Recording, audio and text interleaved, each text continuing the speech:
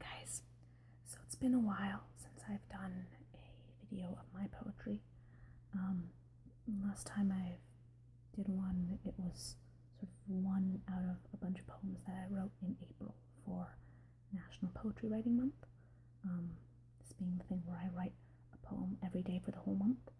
And at the time, I hadn't quite sorted out which poems I liked and which ones I didn't. I usually like to sort through them and do some basic editing and stuff like that.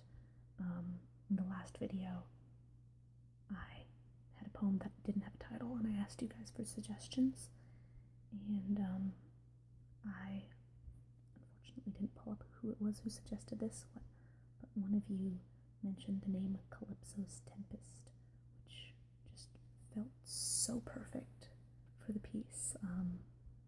This big metaphor about ships and storms and stuff. So anyway, that was the one I ended up going with, and now I have a few more poems that I'd like to read for you, all also from National Poetry Writing Month, which means that I get to pull out this book again. Remember this?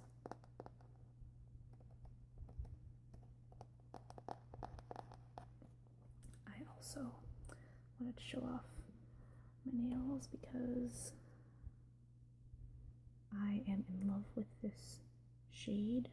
I mean, both of these, but mostly the black.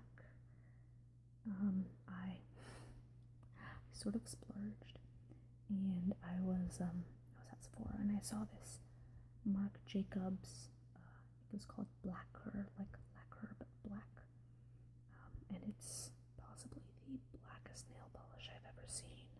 Most nail polishes, so Sephora has this thing for nail polishes where they have this little clear strip that you can like test it out on just to see what it looks like.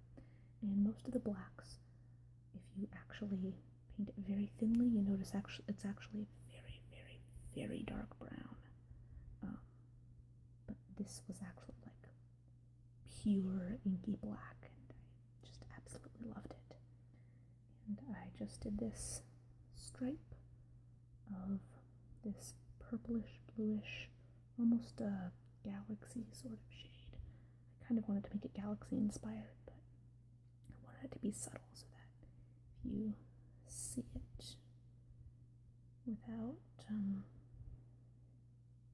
guess if you see it and you're not thinking too much about it and focusing on it, if you just see it like a glance, it almost looks like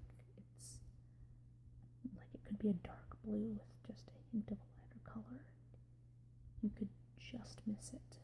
So anyway, that's my ramble about nails. Now let's get to the poetry. So let's see. I want to see. I have 1, 2, 3, 4, 5. I have 5 poems.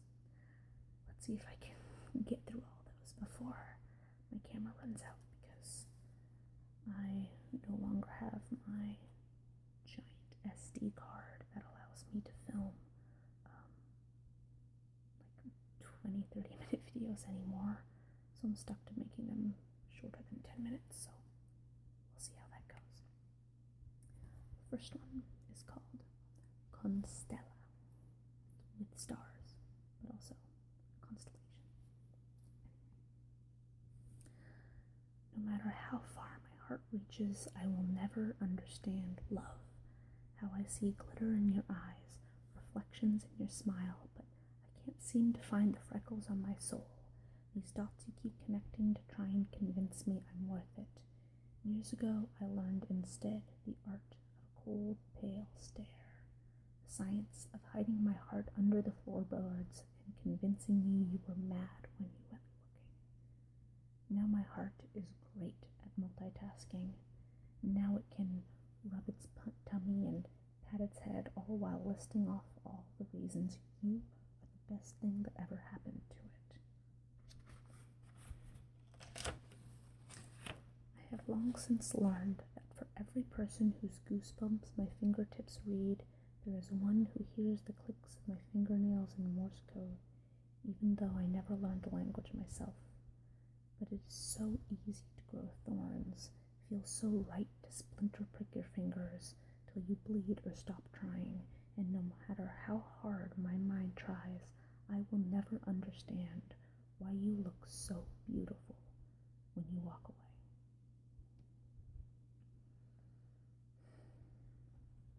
So that piece kind of hits.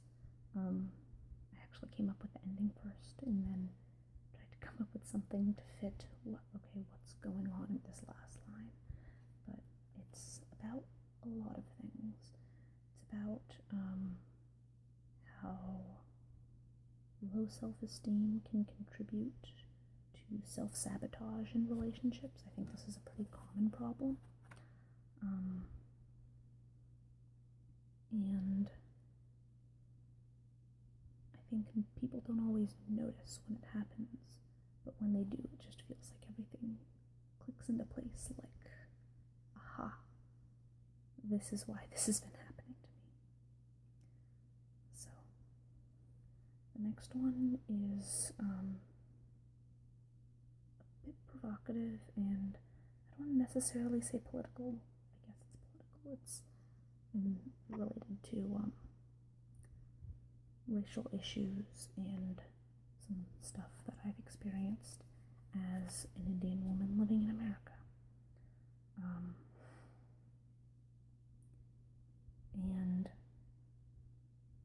I guess this is an important piece for me to read because I don't often write about my race. I don't often write poetry about my experience, and it's an important thing that people from marginalized communities and minorities will often write about. LGBT poets will write about being LGBT. People of color will write about their experience.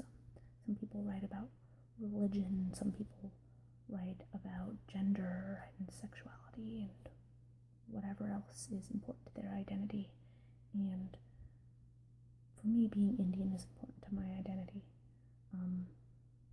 Some of my other videos focus on this. I've had videos about making tea or speaking Hindi, or I have a video on the Ramayana.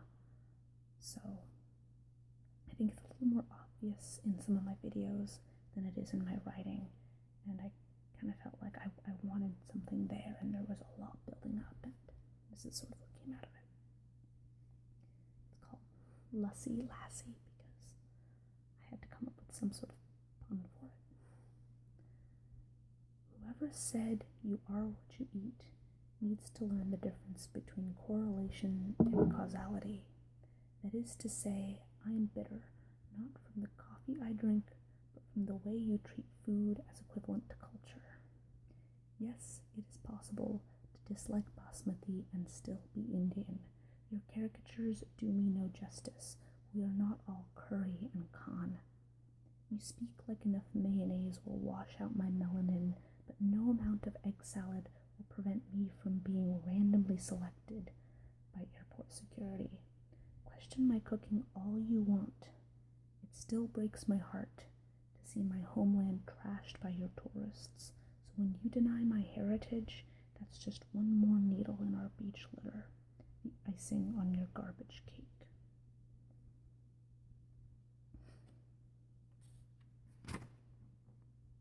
That one's also kind of important due to the background where I often get called, "Oh, you're not really Indian. You're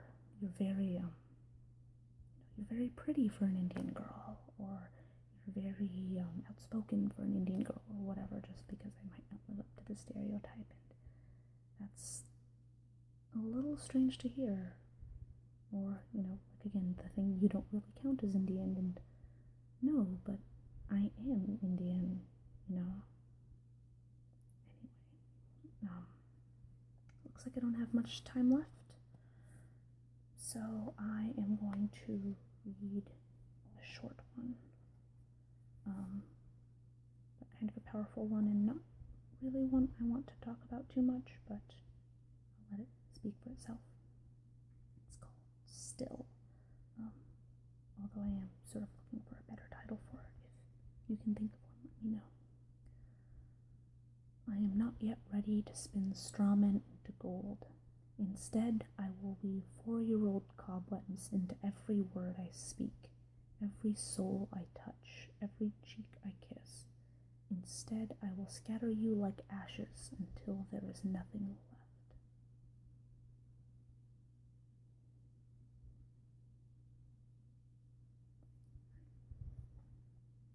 See you guys later.